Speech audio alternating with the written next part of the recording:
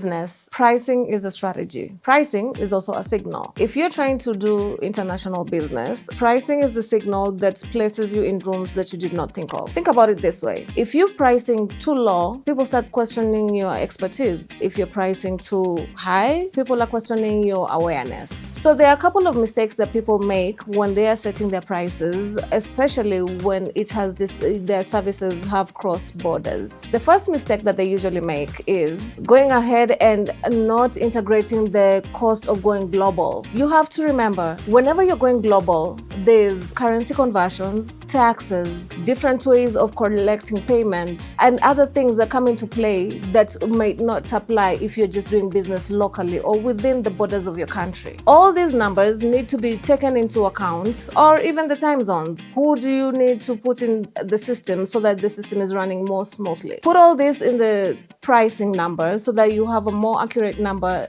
that is more beneficial to you and the client. The other mistake I see people do is the fact that they do not communicate their price with confidence. You have to realize when you walk into any room and you're negotiating, because as we all know, negotiation is not a tool that you save for special occasions, it's working every day. When you walk into a room and you're negotiating, if your confidence is not there and you're not representing yourself well enough in the room, nobody is listening. The price that you set, it's not a number you just slap on and hoping that it sticks. You have to think it through and be confident about it, especially when you're communicating it in a room and trying to close a deal in the multi-million-dollar levels. Most of my clients and entrepreneurs that I have worked with across borders and globally, the other thing that I noticed that they do is they go ahead and take their numbers from back home and take them into the rooms internationally. Fine, that's okay. Maybe that's where you're thinking that your ceiling is at. You can start there. However, I strongly advise that you do your research, look in those markets, look at the benchmarks that they have already set in those markets, and go ahead and place yourself there. Because